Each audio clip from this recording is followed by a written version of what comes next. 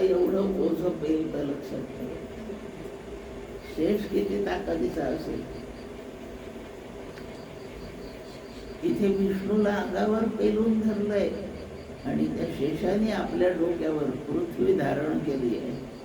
काय ताकद आहे त्या शेषाची, विलक्षण. आणि 24 तास पृथ्वी उत्पन्न झाल्याच्या दिवसापासून ती त्याच्या डोक्यावर आहे. त्याला अजून कोणी रिलीव्ह करायला गेला नाही. त्याने 2 दिवसाची अजून कॅज्युअल लिव्ह मागितली नाही. धरून आहे असा तो ताकदीचा.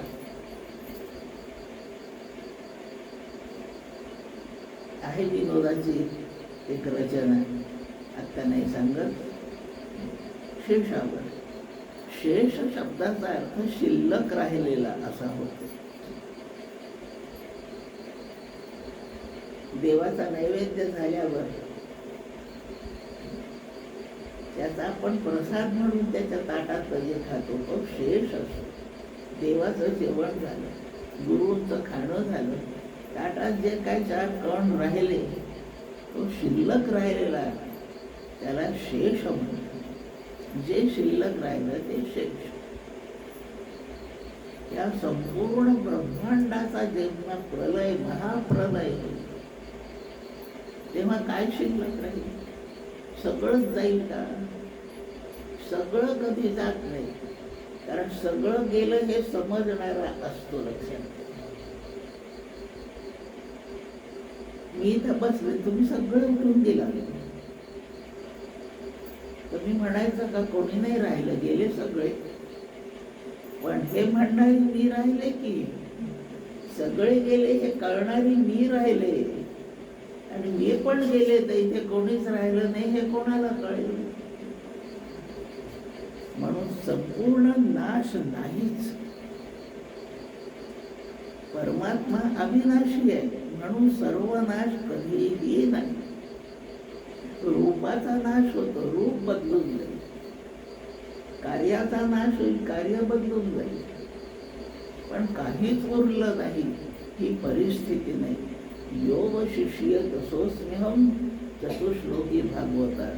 हे सगळं जो हे सर्व होऊनी असे परी सर्व नाशिलेनी नसे. अक्षरे पुसिल्या न पुसे अर्थू जैसा. जो हे सर्व जग होऊन राहिला आहे, हे संपूर्ण जग गेलं तरी तो संपत नाही असा अविनाशी जो आहे. सोन्याचे सगळे दागिने तापवले, गाळून टाकले, दागिने गेले सगळे, पण सोनं राहिलंच. कापुराची वाती उजळली ज्योती, ठाईच समाप्ती झाली जैशी. हरिपाठातला अभंग आहे हा. देवापाशी धारक्या झाल्या की कापूर लावतात, कापूर जळून जातो. कापराचे काय निरंजन असेल त्याच्यामध्ये तो लावला, आपण प्रज्वलित केला, ज्योत झाली. थोड्या वेळाने ज्योत मावळून गेली. लाकूड बिकूड कोळसे काही जाळले तर ते जळून गेले की राख शिल्लक राहते. कापूर जाळल्यावर राख नाही राहत, काहीच नाही राहत. कापुराची वाती उजळली ज्योती, ठाईच समाप्ती झाली देशी. मग काहीच नाही का राहिलं? तिथे कर्पूर ज्वलन ज्या ठिकाणी झालं ते आकाश तसंच राहिलं. ते आगीने जळालं नाही, कशाने ते विझलं नाही. ते जसंच्या तसं निर्विकार तसंच राहिलं. योग शिष्य तसोस्म्यहम. सगळं जग गेलं तरी सर्व नाशिलेनी न नासे. तो शेष ते परमात्म स्वरूप आहे, ते ब्रह्मच आहे. स्थूल रूप गेले तरी आधार उपादान कारण म्हणून जे ते परमात्म तत्व तसंच राहतं. तो शेष, या शेषावर विष्णू पहून येत. या शेषावर ते पहुडले म्हणजे शेष रूप तेच आहे. इथे तो सर्प आणि झोपणारा विष्णू यांचं ऐक्य सुचवलंय हा वेदांताचा भाग आहे. उपासनेत नागाच्या शय्येवर विष्णू झोपले असा, पण त्याचा पारमार्थिक तात्विक अर्थ असा आहे, म्हणजे ते सर्वांना घालवून जे शिल्लक राहणारं अधिष्ठान आहे, त्या अधिष्ठानामध्येच ते स्थित आहेत असा त्याचा अर्थ. आणि अधिष्ठान रूपाने स्थित असलेले कोणतंही कार्य कृती नाही, कर्म नाही, म्हणून ते झोपले, एवढा याचा अर्थ आहे. भुजगशयनं पद्मनाभम, झोपलेल्या त्या विष्णूच्या नाभीमधून एक कमळ निघालं. त्या कमळामध्ये एक 4 मुख असणारा पुत्र तयार झाला. त्याचं नाव ब्रह्मदेव. आपल्या सगळ्यांना कर्म करून काही काळ विश्रांती असते. अव्यक्तात आपण सगळे आपली बीज लावून लीन झालेली असतात. कर्म विशिष्ट प्रमाणामध्ये पक्व झालं की ते फळं द्यायला सुरुवात करतं. मटकी भिजवतो, हरभरे भिजवतो, ठराविक प्रमाणात भिजले, मुरले ते, म्हणजे त्यातून कोंब येतो, मोड येतात. त्याला ताबडतोब नाही येत मोड, ते पाण्यात टाकून काही वेळ ठेवावं लागतं. ठराविक प्रमाणात ते धान्य भिजावं लागतं. तितकं भिजलं की ते पुन्हा उत्पन्न व्हायच्या कामाचं येतं. कोंब येतो म्हणजे त्याचं पुन्हा झाड होतं, पुन्हा झाड. आधी झाड होतं, त्याच्या बीज रूपाने ते कडधान्य आहे. आता त्याच्यातून पुन्हा झाड आणायचं आहे, तर ते भिजवा. ठराविक प्रमाणात भिजलं, फुगलं म्हणजे नवीन झाड उत्पन्न होतं, अंकुर येतात. तेव्हा त्याला ते बीज फलोन्मुख झालं असं म्हणतात. आपण सुद्धा जेव्हा सगळे महाप्रळयात संपून जाऊ, कोणतंच शरीर उरणार नाही, पण हे शरीर ज्यामुळे प्राप्त झालं ते आपलं कर्मबीज कायमच असणार. ते जसं धान्य नुसतं डब्यात भरून ठेवलंय, अजून त्याच्या उगवण्याचे दिवस यायचे, मग पेरू आपण तेव्हा भिजवू. तसं ही सगळी बीजे अव्यक्तामध्ये साठवलेली तशीच राहतात. हळूहळू त्यांच्यात प्रक्रिया होते आणि ते पुनरुत्पत्तीच्या योग्य होतात. आता पुनरुत्पत्तीच्या ते योग्य होतात तेव्हा मग उत्पन्न झालं की खाय प्यायला पाहिजे का नको? झाडाला कोंब आले की पाणी घालायला पाहिजे. कोंब नाही तोपर्यंत पाणी बिणी नाही लागत. एकदा कोंब आले की पाणी घाला म्हणजे झाड होतं. खाण्यापिण्याची सोय पाहिजे. अशा वेळेला हा परमात्मा पहिला प्रथम खाद्य निर्माण करतो आणि मग खाणाऱ्यांना निर्माण करतो. आधी खाणारे नाही, आधी खाद्य. तो आता आम्ही काल पाहुणे आलो, आम्ही आल्यावर हे मालक बाजारात नाही गेले काही आणायला. खाणारे यायचे आता रात्री, तोपर्यंत त्यांचा बाजार करून झालाय. आल्यावर कुठे चुली पेटवायच्या म्हणून स्वयंपाक आधी करून झालाय. आल्याबरोबर हे खाणारे आलेले म्हणतील खायचंय काही, ती लागली पुढे येणार. खाणारा येण्याच्या पूर्वी खाद्य तयार असावं लागतं. हा तिथून नियम शिकलो. आधी खाद्य तयार केले, मग खाणारे तयार केले. मुद्दा चालला आहे की सृष्टीच्या निर्मितीची व्यवस्था आहे ही. हे संपूर्ण काम कोणी करायचं? आपण तर शेषावर निघून राहणार आहे, आपण नाही जाणार. मग काम करणारा कोणीतरी पाहिजे. मी तर नाही स्वयंपाक करणार, तुम्ही पाहुणे आणा का रावणे आणा, मी नाही करणार. मग स्वयंपाकाला एक आचारी नाही माहिती. तसा भगवान विष्णू म्हणतात आपण नाही काही निर्माण करणार, म्हणून त्यांनी निर्माण करणारा आणला. तो आपल्या नाभीमधूनच त्यांनी एक कमळनाळ काढला. तो त्या क्षीरसागरात पाण्याच्या वर पर्यंत गेला आणि पाण्याच्या पृष्ठभागाच्या वर एक कमळ तयार झालं. कमळ हे शुभ अधिष्ठान आहे. लक्षात मांगलिक चिन्ह जे आहे त्यात कमळ आहे, स्वस्तिक आहे, कलश आहे, ओंकार आहे, श्री आहे. ही सगळी मंगलसूचक चिन्हे आहेत. पहिलं कमळ तयार झालं. सृष्टीची निर्मिती मांगल्यामधून आहे, लक्षात ठेवा. आणि त्याच्यावर कर्म करणारा ब्रह्मदेव तयार केला. एक बाळ तयार झालं. ते यांच्यापासून झालं म्हणून ते विष्णूचा पुत्र झाले. काय करायचं, मी इकडे त्यांनी खूप पाहिलं. नुसतं पाणी आहे, बाकी काही नाही.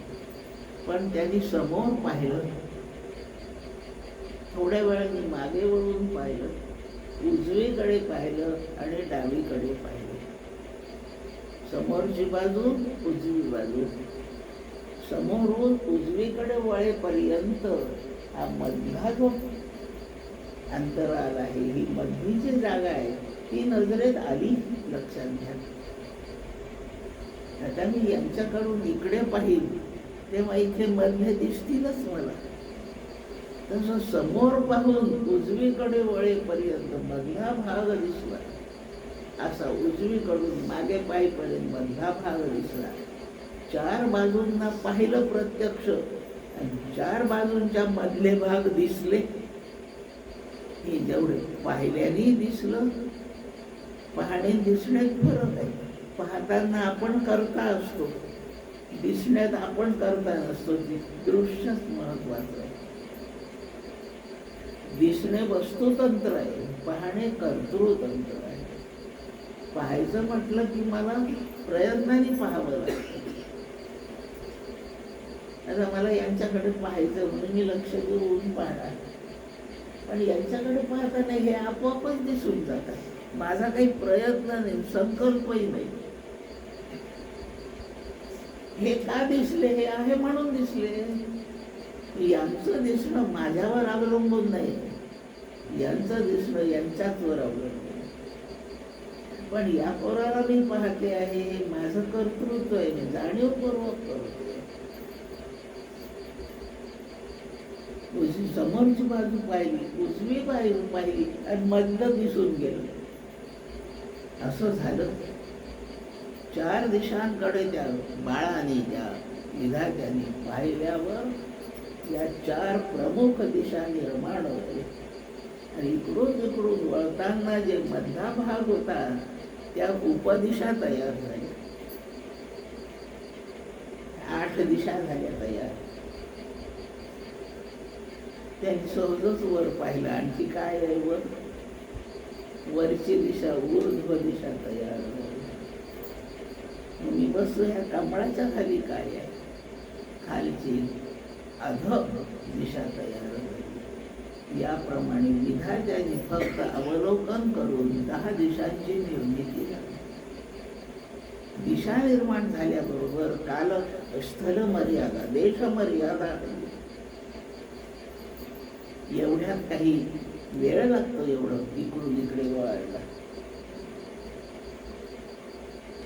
तो काल निर्माण झाला. आणि मग ब्रह्मदेवाने सगळी सृष्टी उत्पन्न केली. त्याला विधाता, धाता म्हणजे धारण करणारा आणि निर्माण करणारा, आणि विधाता म्हणजे हे निर्माण करणारा. दोन्ही फरक आहे. खनिज पदार्थ जमिनीतून तयार स्वरूपात मिळतात. तांब निघालं जमिनीमधून, खाणीतून काढलं तांब, त्याचं ताबडतोब भांड नाही तयार होत. त्या खनिजापासून रिफाईंड प्रकारचं ते मेटल तयार करावं लागतं. तेही निर्माण करण्याचं आणि जमिनीतूनही ते मिळवण्याचं. धाता शब्द जमिनीतून मिळवण्याचा आहे, तयार असलेलंच मिळवणे. आणि विधाता म्हणजे त्याच्यावर संस्कार करून हवं तसं बनवून देणे. या प्रकारे परमात्मा वस्तू काही ब्रह्मदेवाने निर्माण नाही करायची, पण त्या वस्तूला इतके आकार देऊन आपल्यासाठी खाद्य भोगते भोग्य एवढं सगळं बनवायचं. सूत निर्माण करणारा धाता आहे आणि कापड विणणारा विधाता आहे. दुसरा दृष्टांत,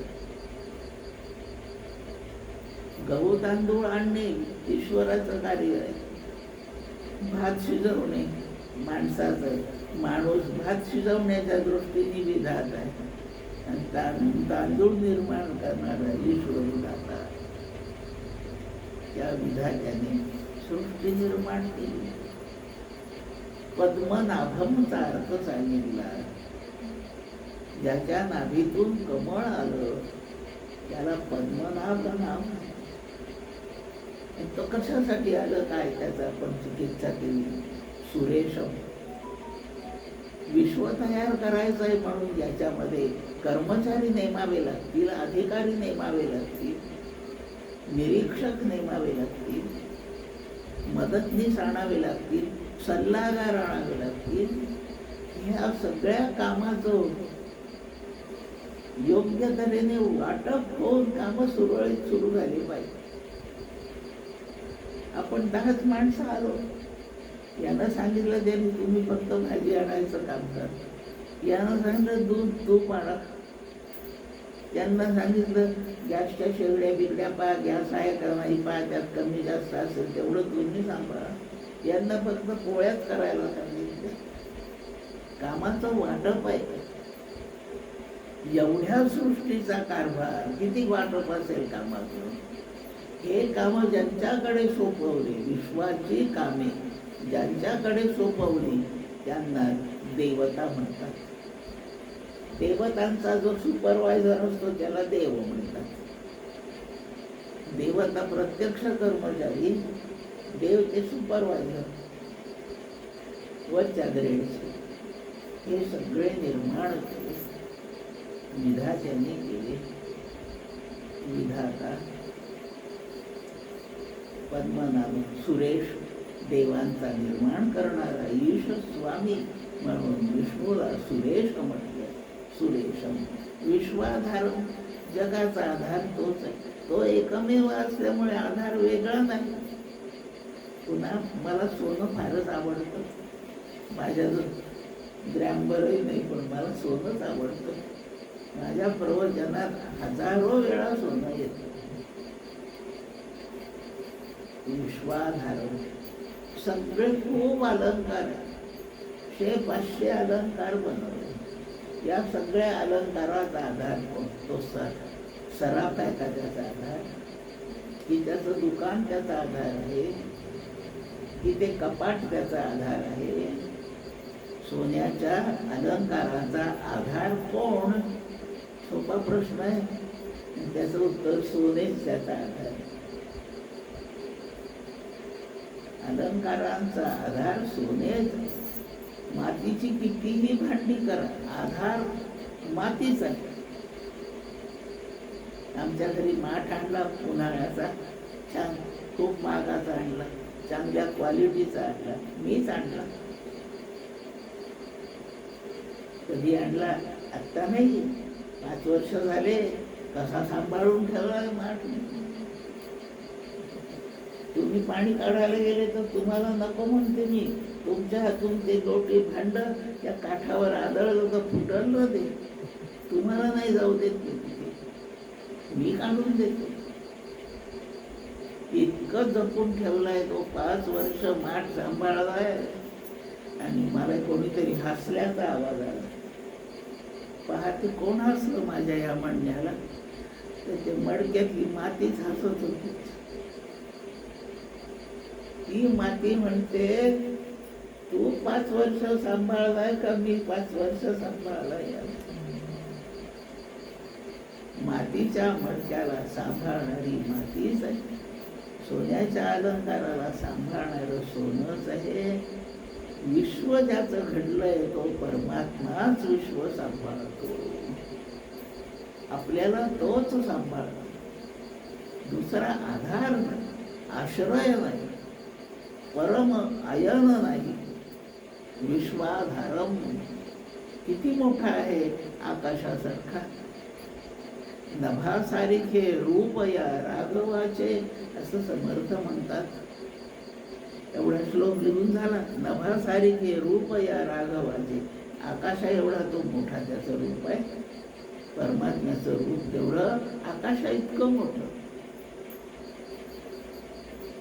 2-4 श्लोक मध्ये गेले. समर्थांना वाटलं की आपण नभासारखे लिहिलं, पण ते बरोबर नाही. रघुनायका उपमा ते न साहेब. माझा रघुनाथ आकाशाहून मोठा आहे, म्हणून आकाशाची उपमा त्याला दिली. ती नाही जमली, ती उचित नाही. याच्याही पेक्षा तो मोठा आहे. आपल्याला मोठेपणाची कल्पना करता यावी म्हणून आपल्या दृष्टीने सर्वात मोठं आकाश आहे. आपल्याला कल्पनेला मदत आहे. ते त्याच्या रूपाचं खरं वर्णन नाही. कल्पना किती मोठा असू, आकाश किती मोठं आहे. आपण सर्व त्यात मावलो. ही संपूर्ण प्रजा 144 कोटी भारतीय मावले. हे सगळे प्रदेश मावले, सगळ्या राजधान्या मावल्या, सगळे कारखाने मावले, सगळे भांडे कुंडी वस्तू मावल्या. भारतच मावलं नाही, इंग्लंडही त्यातच मावले, अमेरिकाही त्यातच आहे. सगळे समुद्र त्याच आकाशात आहेत. एवढं नाही, वर दिसणाऱ्या चांदण्या, तारे, ग्रह हेही त्याच आकाशात आहेत. ते एवढेच नाही की आपल्याला दिसणाऱ्या आकाशातले तारे आहेत, याच्यापेक्षा दूर आणखीन पोकळी आहे की आपल्याला दिसणाऱ्या, काय त्याला म्हणतात सांगते, त्या मालेमधले, आपल्या सूर्यमालेमध्ये चंद्र, सूर्य, शनी, मंगळ हे ग्रह आहे. याच्याही पलीकडे आणखी मोठाले सूर्य पुष्कळ, त्यांचाही ग्रहमाला आहे. आणि आता तर काही 200 लाख वर्षे प्रवास करायला प्रकाशाला किती अंतर काढावं लागेल, इतक्या दूरचा शोध लागला. एवढं अफाट आकाश आहे. एवढ्या आकाशापेक्षा तो मोठा आहे. कशावरून? माऊली म्हणते, नभ दया माझी खेळे लपी थपी. पोरं लपंडाव खेळतात. एक पोरग आईच्या मागे उभं राहते, खांबाच्या मागे लपतं. आकाशाला वाटलं आपणही लपंडाव खेळावा. आकाशाने कोणाच्या मागे लपावं? या खांबाच्या मागे, का या बाळाच्या मागे, काय का कोणा माणसाच्या मागे? कोणाच्या मागे आकाशाने लपावं म्हणजे झाकलं जाईल? त्याला खेळायला केवढी जागा पाहिजे सांगा. आणि आकाशाला इच्छाच झाली लपंडाव खेळायची, आणि ते आपल्याला खेळायपुरती जागा शोधायला लागलं. त्याला परमात्माच भेटला. हे आकाश सुद्धा ज्याच्या स्वरूपामध्ये लपंडाव खेळेल इतकं लहान आहे. ते परमात्म्याचं स्वरूप तेवढं आहे. गगन सदृशम. आपल्याला गगना इतकं मोठं दुसरं माहीत नाही, म्हणून तेवढीच आपल्यासाठी उपमा आहे, लक्षात घ्यायची. मेघवर्णम. विष्णू नारायणाचा रंग गोरा नाही, पांढरा नाही, लाल नाही, पिवळा नाही, काळाशार नाही. काळ्याच्या जवळपासचा सावळा रंग आहे. सावळा शब्द श्याम पासून अपभ्रंश होऊन मूळ शब्द श्याम. जे पांढरही नाही काळही नाही असा मध्यम जो दोन्हीच्या मिश्रणाचा रंग आहे, त्याचं नाव श्याम आहे. आणि या श्यामवर्णाच्या छटा पुष्कळ आहे. रामम दुर्वादल श्याम. इथे हरळ गुरुवा गणपतीला वळतात, त्याच्या वळणाचा त्याचा रंग आहे. रामाचा रंग गुरुवाच्या वळणाचा आहे. मेघ श्याम, मेघ म्हणजे ढग, ढगाचा जो सावळा रंग दिसतो तसा आहे. हे श्याम वर्णाच्या छटा. सावळा मराठीत शब्द सावळा. मेघवर्णम ढगाच्या रंगासारखा रंग आहे. शुभांगम, त्याचं संपूर्ण शरीर हे शुभ सूचक आहे. एखाद्या माणसाचा चेहरा पाहून आपला आनंद जागा होतो. समजून चालत ज्याचं दर्शन घडलं तो शुभ आहे. दर्शनाची एक प्रशस्ती पुण्य पुरुष. भूमीचे मार्दव सांगे कोंभाची लवलव, नाना आचार गौरव सुकुलीनांचे. एखादा माणूस कुलीन आहे, कुलवान आहे, सभ्य आहे, सुसंस्कृत आहे, ओळखायचं कसं? एखादी जमीन खूप चांगलं पोत आहे, त्या जमिनीचं कशावरून ओळखायचं? त्याच्यात उगवलेलं पीक कोवळं लसलशीत हिरवगार मस्त डोलत आहे. समजून चालायचं की जमीन चांगली आहे. तसे ज्याचे आचार शरीराच्या सगळ्या हालचाली अत्यंत प्रसन्न आहे, त्याच्या हालचालीवरून ओळखायचं की तो सुकुलीन आहे, उत्तम घराण्यातला, सुसंस्कृत आहे. असभ्य हालचाली प्रसाद घे म्हटलं म्हणजे काही पोरं डावा हात करतात, मोठे माणसंही डावा हात करतात. अशुभ हालचाल आहे, तो सुसंस्कृत नाही माणूस.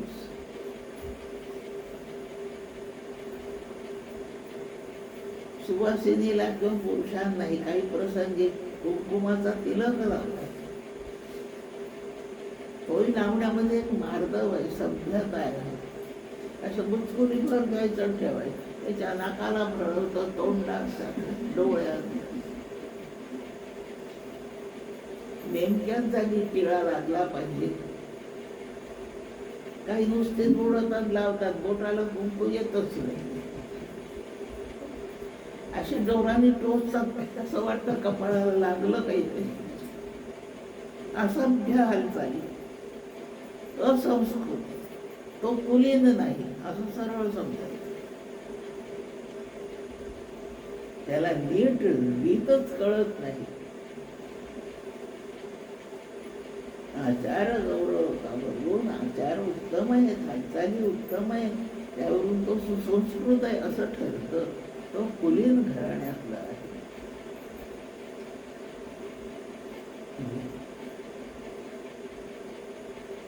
शुभांगमचं वर्णन चाललंय. शुभांग, त्याचं संपूर्ण शरीर देखणं म्हणून सुंदरच दिसतं. नाकाडोळी जसा पाहिजे तसा. नुसते डोळे खूप जणांचे चांगले असतात, पण ते माणसं सुंदर नाही दिसत. नाकही खूप छान असतं, पण तरी सुंदर नाही दिसत. एखाद्याचे नुसते डोळे पाहिलं तर बिलकुल चांगले नाही, नाकही फारसं चांगलं नाही, पण एकूण रूप चांगलंच दिसतं, त्याचं गोड दिसतं. प्रत्येक आपला अवयव इंद्रिय योग्य जागी ठेवलेलं पाहिजे आणि सोबतीच्या बाजूच्या अवयवांच्या दृष्टीने ते एकमेकाशी सुसंगत पाहिजे, तेव्हा सौंदर्य येतं. मुळात डोळे चांगले, नाक चांगलं, मांडणी चांगली. हे फुलं खूप छान आहे. हे सोनचाफ्याचे फुलं कसेही टाकले तर काही शोभा नाहीये. ते छान लावून ठेवा, मांडणी करून ठेवा, तेच फुलं आहे. सौंदर्यात फरक पडतो मांडणीने. भगवान नारायणाचं जे सगुण साकार रूप आहे, विष्णू रूप आहे, शुभ.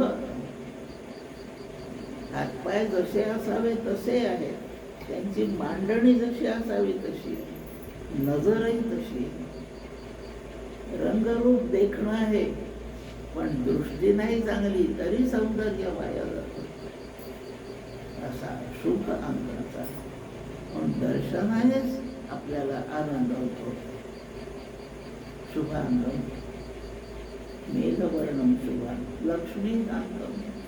समुद्रातून लक्ष्मीचा अवतार झाला आणि ताबडतोब ती लक्ष्मी विष्णूची अर्धांगिनी झाली, धर्मपत्नी झाली. तिचा तो कांत आहे. कांत शब्दाचा अर्थ इच्छा केलेला. लक्ष्मी उत्पन्न झाली समुद्रामध्ये, कमळात आली बाहेर आणि तिच्या बापाने म्हणजे सागराने तिला सांगितलं होतं, तुला ताबडतोब तुझा नवरा मिळणार. ती पाहत राहिली. ती अत्यंत देखणी, फार सुंदर, अत्यंत ऐश्वर्य संपन्न, उपजतच धनाढ्य आहे. द्रव्य रूप आहे, धनरूप आहे आणि फारच सुंदर कोमल अगदी. तिने विचार केला, माझा नवरा असाच असला पाहिजे ना चांगला.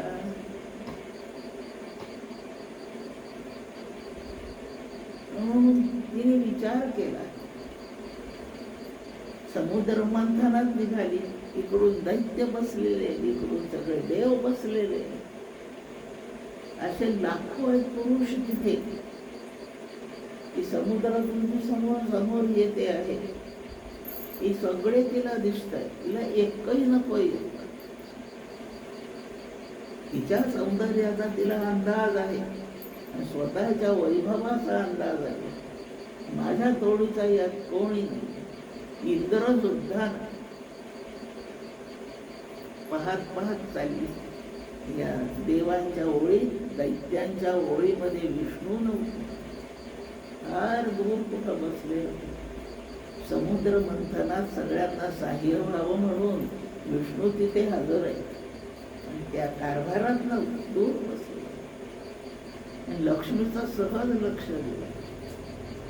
अरे माझ्या योग्य एवढा दिसतोय की बसलेला कोण आहे तो. आणि तिने त्याची इच्छा केली, कामना केली. म्हणून विष्णू तिचा कांत आहे, लक्ष्मी कांत. तिने इच्छा केलेला तो. काम शब्दाचा अर्थ इच्छा करणे. इच्छा केलेला तो कांत. तिने इच्छा केली, माझ्या योग्य फक्त एवढा एकच. आणि विष्णूने विचार केला, आहे तर खरी आपल्याला एकच आहे, पण नाही, तपासल्याशिवाय नाही तिच्याशी विवाह करणार. रंगारूपाने खूप सुंदर आहे म्हणून वागणुकीने चांगलीच असेल ती स्त्री असं नाही ठरत. मला तपासावी लागेल. ती चालत येते आहे समोरासमोर. एका दिमाखाने चालते आणि दिमाखाने चाल पाहिली तिची. अरे हिला हिच्या सगळ्या वैभवाचा, रूपाचा गर्व आहे. अशी गौर असलेली पत्नी नको. माझी अर्धांगिनी गर्विष्ठ नको. ही अहंकार आहे, तोऱ्याने चालली आहे. चालीवरून माणूस ओळखायचो, नम्र आहे का, विनयशील आहे का, उद्धट आहे. हिची चाल नाही बरोबर. दिसायला सुंदर आहे, ऐश्वर्य संपन्न आहे, तशी माझ्या योग्य आहे, पण ही अहंकारी आहे. माझ्या सोबतीला अहंकारी नको. आणि हिने तर कामना केली, मला हाच पती पाहिजे. आधी जवळ ती इथून येते. विष्णूचा इकडे चेहरा आहे. ती जशी जवळ आली विष्णूने आपलं तोंड फिरवून दिलं. विष्णूने तोंड फिरवल्याबरोबर तिच्या लक्षात आलं, याला मी आवडली नाही असं दिसतंय. माझ्यात काय कमी आहे. आणि तिने स्वतःच परीक्षण केलं. विष्णू तोंड फिरवून जिकडे वळले होते तिकडच्या बाजूला गेली. चालीत बदल झाला, नम्र झाली, पायाशी झोपली, पायापाशी जाऊन बसली. आणि मग विष्णूने तिचा स्वीकार केला. लक्ष्मीकांतचं वर्णन सांगते. कोणाचाही थोडासाही अहंकार सहन नाही करीत. का नाही करीत? तोच मला अहंकारी दिसतोय म्हणजे. तसं नाही आहे. अहंकाराने द्वैत तयार होतो, अहंकाराने भेद असतो. आपण सगळे आता अहंकार विसरून इथे बसलोय म्हणून आपण एकमेकांशी काही स्पर्धा नाही करीत आहे. तो शिष्टासारखा बसला पुढे जाऊन, असं वाटतंय का कोणाला? नाही. आपण अहंकार विसरून इथे येऊन बसलो म्हणून आपली कोणाशी स्पर्धा नाही. स्पर्धेला द्वैत लागतो. आपल्यात आत्ताच्या घटकेला द्वैत नाही, लक्षात ठेवा. हे आपण आपलं ओळखू शकतो. अहंकाराने भेद निर्माण होतो. भेद भयाला कारण होतो, भय दुःखाला कारण होतं. आणि दुःखाला एकदा काही कारण घडलं की दुःखाची मालिका सुरू. आणि म्हणून दुःख घालवायचं असेल तर अहंकारच छेदायचा, अभेदाने जगण्याचा प्रयत्न करावा. आता भेदाने परवा बोलले का काल बोलले होते मी थोडस, त्याला भाकरीच खायची आहे, त्याला आरोग्याला दुसरं नाही चालत. आणि मला रोज पोळीच खायची आहे. हा भेदच आहे. पण याच्यामध्ये भूक लागणे आणि आरोग्य सांभाळणे एवढा भाग अभेदाचा आहे. तो पाहून व्यवहार भेदाचा भेद नसा. याप्रमाणे अहंकार भेद निर्माण करतो. म्हणजे अहंकाराशी लक्ष्मी नको, तो विसर्जित केला, नम्र झाले. खूप सौम्य पदन्यास करीत विष्णूच्या जवळ आली. प्रकटता रमा क्षीरसागरी, तरीची तो तुझा हस्त या करी. त्यांनी तिचं पाणी ग्रहण केलं मागवलं. तिने याचीच कामना केली म्हणून हा लक्ष्मीकांत. कमलनयनम, याचे डोळे कमळाच्या पाकळीसारखे, कमळाच्या फुलाला पूर्ण फुललं ते. म्हणजे पाकळीला जो आकार आहे त्या आकाराचे याचे नेत्र आहे. कमळाची उपमा शुभ गोष्टीला देतात. याची दृष्टी, याची नजर ही लोकांचं कल्याण करणारी. आपल्याकडे एखाद्याने पाहिलं की आपल्याला खूप जागीच बरं वाटतं. त्यांनी माझ्याकडे पाहिलं पाहिजे, तो काय माझ्याकडे डोळे वाटायला पाहतो तिरप्या नजरेची नाही आवडत. एक नजर, ज्याची नजर आपल्याकडे पडली की आपल्याला तो खूप प्रिय होतो, आपला आनंद जागा करतो, त्याच्या डोळ्याला, दृष्टीला कमलच उपमा देतात. कमल नाही. एखाद्याने पाठीवरून हात फिरवला की खूप आनंद होतो. त्याच्या हाताला कर कमल म्हणतात. एखाद्याने हात फिरवलं की कशाला याच्या माझ्या हातात, माझ्या अंगाला याचे हात लागले असं वाटतं, शहारून जातं. हात कर कमल. ज्याच्या पायाला वंदन केलं की आपले पाप निघून जातात, त्याचे पद कमल. जो बोलतो त्याच्याकडे पाहून आनंद होतो ते मुख कमल. ज्याच्या हृदयात सुखाचंच वास्तव्य आहे त्याचं हृदय कमल. शुभ गोष्टी, सुखदायी गोष्टी असतील तिथे मंगलसूचक कमळाची उपमा देतात. कमल नयन असा हा एवढ्या सद्गुणांनी संपन्न असणारा परमात्मा योगीभिही ध्यानगम्यम. तो कोणाला दिसतो, कोणाला भेटतो, कुठे भेटतो? योगी तपस्वी जे ध्यान योगी आहे त्यांच्या ध्यानामध्ये परमात्म्याच्या अस्तित्वाचा अनुभव येत. योगी भी ध्यानगम्यम. ध्यानगम्य, ध्यानामध्ये जाणारा. कोणाच्या? योग्यांच्या. आपल्याला अजून असं ध्यान लावण्याची सवय झाली नाही, आपण अभ्यास नाही केला, सवय होणार नाही असं नाही. आपल्याही ध्यानात तो येईल ना, आपण योगी होऊ तेव्हा. चित्ताची शुद्धी केली की आपण योगी व्हायला लागतो. चित्ताला शांत केलं की आपण योगी होतो. योग्याचे दोनच लक्षण, स्वच्छ अंतःकरण आणि शांत अंतःकरण. स्थिर अंतःकरणाला स्वच्छ करायचं असेल तर सत्कर्माचं आचरण करावं. सदाचार हा थोर सांडू नये, तो सत्कर्मच करावं. आपलं विहित कर्म करावं, त्याचं विहित त्याने करावं. आई झाली कोणीतरी एक स्त्री आई आहे, तिने आईसारखंच वागलं पाहिजे. पुष्कळ आया तुम्ही पाहता जगात, माझ्यापेक्षा तुम्ही जास्त हिंडता. कोणीपेक्षा थिल्लर वागली नाही. आई म्हणून धर्म पाळत नाही, तिला आई म्हणून शोभा नाही. तिचं विहित कर्म आईसारखंच असलं, पोरांचं पोरासारखंच असलं, अधिकाऱ्याचं अधिकाऱ्यासारखं पाहिजे.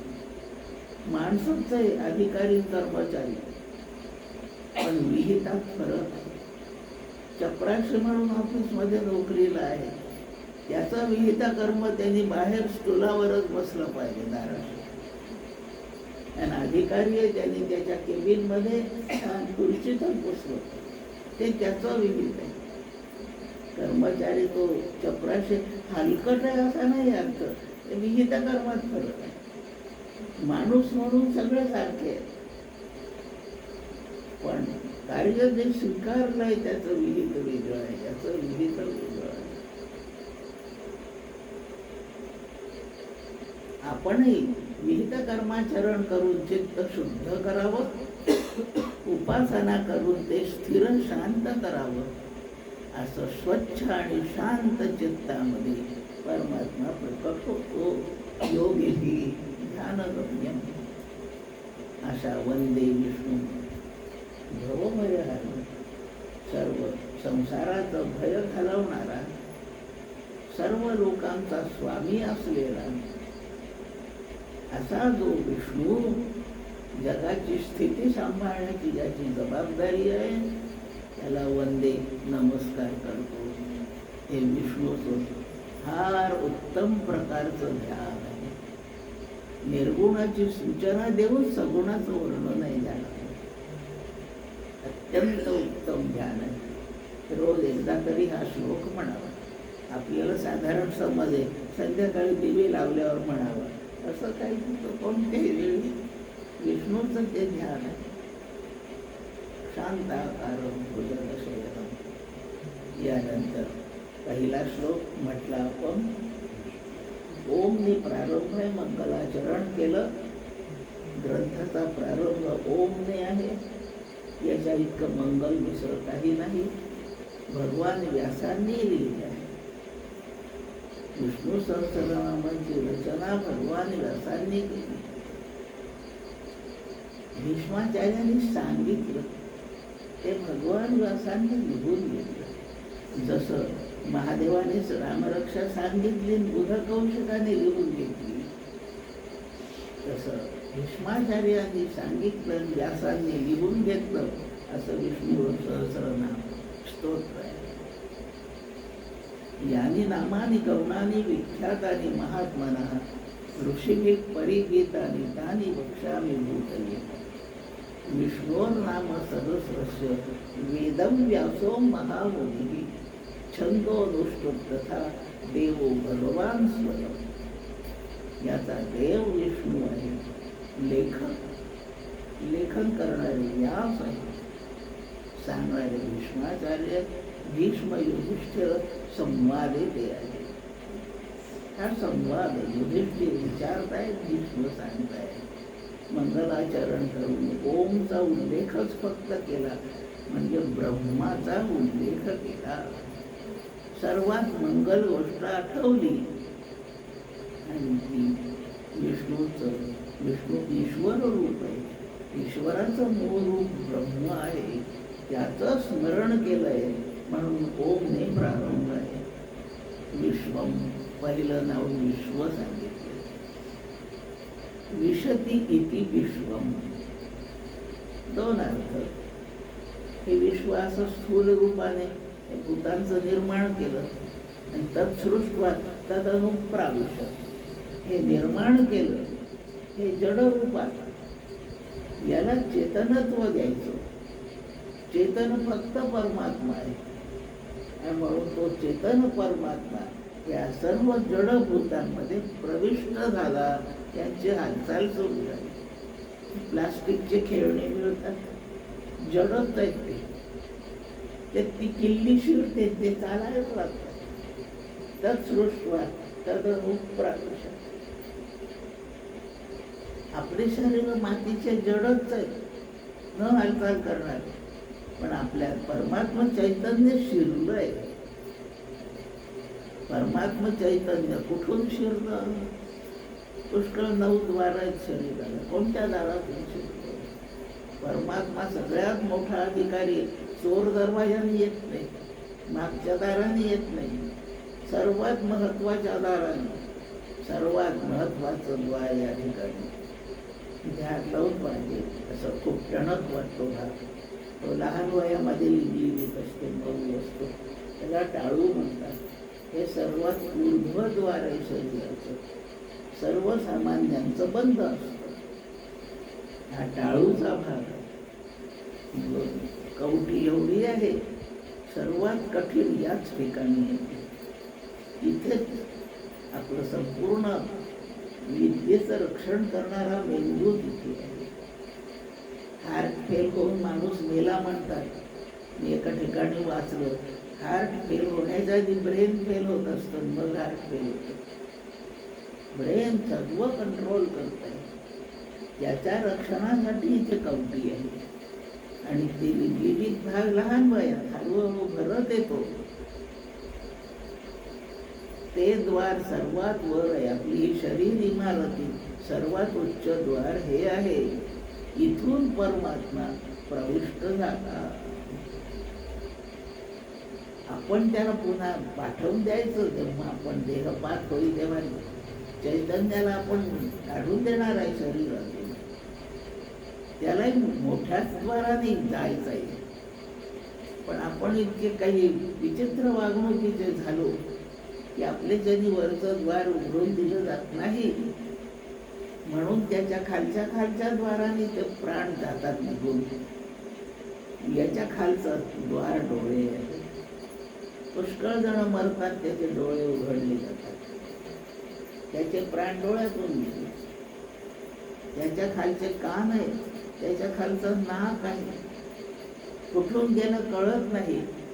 पण साधारणपणे मुखातून तोंडातून गेला तर मरण्याच्या क्षणी हे ओठ विलग होतात, डोळ्याच्या पापण्या असं उघडल्या जातात. हे द्वार योगी असणारे, संन्यासी असणारे, सर्व प्रकारे जे सिद्ध झाले आहे अशांचे प्राण इथूनच जातात. आणि इथे जायला कधी कधी त्यांनाही अडचण येते. संन्यासाचे प्राण निघून जायचे इथपर्यंत प्राण येतात, पण दार लवकर उघडलं नाही जात. अशा वेळी त्याच्या शेजारी दुसरे संन्यासी असावे लागतात. संन्यासाच्या मृत्यूच्या वेळी त्याच्या शेजारी तसेच अधिकारी संन्यासी असावे लागतात. त्यांना ओळखू येतं प्राण इतके आले आहेत पण बाहेर निघायला वाट नाही मोकळी. मग ते शंखाच्या चोचीने तिथे असं मारतात आणि ते भोक पाडून देतात आणि मग त्याचे प्राण तिथून बाहेर.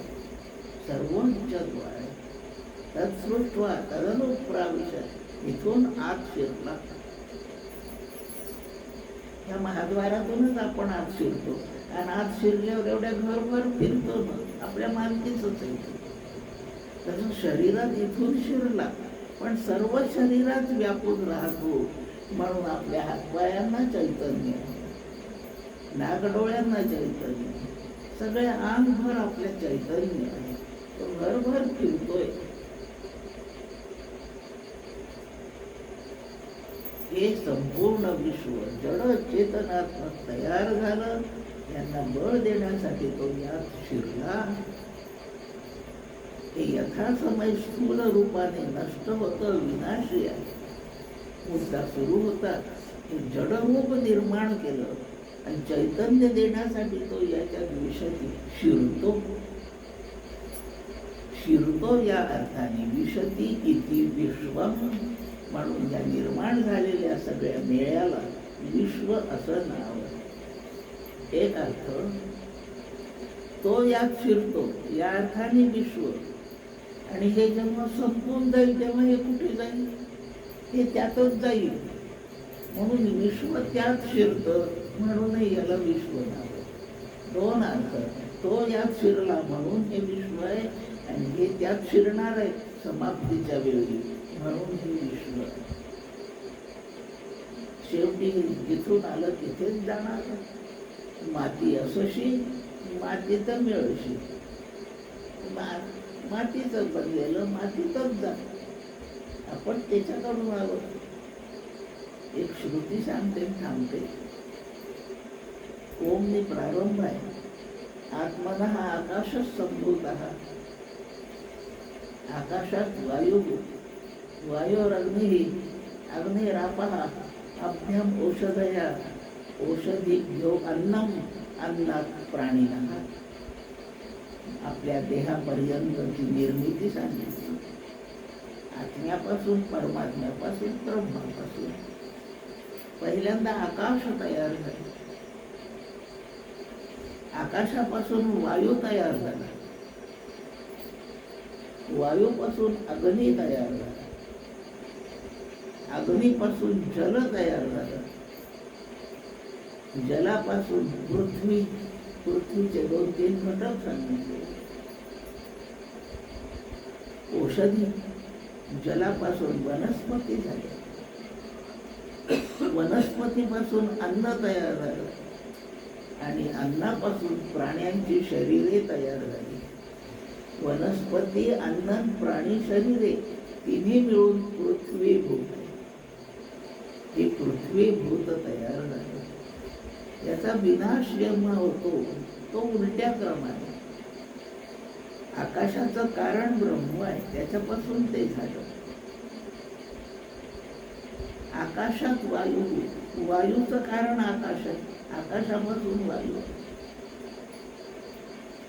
वायू हो अग्निही, वायूपासून अग्नी झाला. मग अग्नीचं कारण वायू आहे.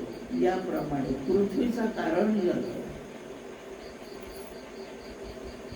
जलाचं कारण अग्नी, अग्नीचं कारण वायू आहे, वायूचं कारण आकाश आहे, आकाशाचं कारण आत्मा आहे. या क्रमाने उत्पत्ती झाली, विनाश उलट्या क्रमाने होतो. बस काल ज्या क्रमाने कुडाळमधून गाडी गोव्याला आली, त्याच क्रमाने परत येणार ना. त्याच स्टेशनावरून परत येणार, त्याच क्रमाने. मग गोव्यावर परत यायचं आहे, जाताना हे स्टेशनला आले, परत यायचंय. मग कल्याणहून गाडी येणार आहे का पुण्याहून येणार आहे? ज्या स्टेशनावरून गेली त्या स्टेशनाने परत येणार आहे. ज्या क्रमाने भूतांची उत्पत्ती, त्याच्या बरोबर उलट क्रमाने विनाश आहे. म्हणून सर्वात प्रथम प्रळय पृथ्वीचा होईल. ही सगळी जलमय होईल. संपूर्ण जलाचं शोषण अग्नी करील. हे सगळे अग्निरूप होऊन जाईल. अग्नीला वायू भक्षण करील. या सगळ्यांच्या सह अग्नी वायुरूप होऊन जाईल. वायू या सगळ्यांच्या सह आकाशात आकाशरूप होऊन पडेल, आणि आकाश आत्मरूप होईल. म्हणून हे संपूर्ण विश्व आत्म्यात प्रवेश करतं, म्हणून याला विश्व नाव ठेवलं. विश्व. आणि पहिलं नाव त्या नाशिवंताचाच उल्लेख का केला? आपल्या ओळखीचं विश्व आहे म्हणून तिथून सुरू आहे. नेहमी ज्ञाताकडून अज्ञाताकडे, सोप्याकडून कठीणाकडे, ओळखीकडून अनोळखीकडे, असा उपनिषदाने क्रम दिलाय. म्हणून लोक हो तुम्हाला शिकवायचं सुरुवात केली, पण तुमच्या ओळखीच्या वस्तूपासून सुरुवात केली. विश्व ओळखीचं आहे ओळखीचं, जनावरं ओळखीचे आहे, झाडं ओळखीचे आहे, पाणी ओळखीचं आहे, डोंगर पर्वत ओळखीचे आहे, नद्या ओळखीच्या आहे, माणसं ओळखीचे आहे, शरीर ओळखीचे आहे, शरीराचे नाक डोळे ओळखीचे आहे. ओळखीपासून सुरुवात. मग पहिलं नाव विश्वम असं आहे. म्हटलं आधीच प्रश्न येईल, असं नाशिवंत विश्व कोणी तयार केलं, म्हणून दुसरं नाव विष्णू असं आहे. उद्याच्या प्रवचनामध्ये पाहू. आता 1000 नावं तर नाही होणार. 1000 नावाला आम्हाला 500 दिवस तरी पाहिजे. तुमच्याजवळ पाहिजे, माझ्याजवळ पाहिजे, ऐकणाऱ्याजवळ एवढे दिवस पाहिजे. म्हणून आपण यज्ञामध्ये भागवताच्या दशमस्कंधाचा हवन करतात. हजारो श्लोक आहे, नाही परवडत हवन करायला, म्हणून 1 दशांश हवन करतात. विष्णू सहस्रनामाचा हवन 1000 आहुत्या टाकाव्या लागतात, नाही परवडत. 1 दशांश 100 आहुत्या, 100 जास्तच होईल, त्याचं 1 दशांश 10. आपण 10 नावं जरी शिकू शकलो तरी पूर्ण शिकल्याचं फळ मिळेल. जेवढे नावे होतील तेवढे. मधून महत्वाच्या काही नावांचे श्लोक निवडले आहेत, तेवढ्या श्लोकाचाच विचार करू. शेवटचे 2 श्लोक नक्की घेणार आहे. पहिला 2रा श्लोक नक्की घेणार आहे. मधले पाहिजे ठरवले. या ठिकाणी थोडा विचार पूर्ण झाला असं समजून आजच्या विचाराला विराम देते. कुंडलिक वरदा हरी विठ्ठल, श्री ज्ञानदेव तुकाराम, विठ्ठल विठ्ठल विठ्ठल विठ्ठल.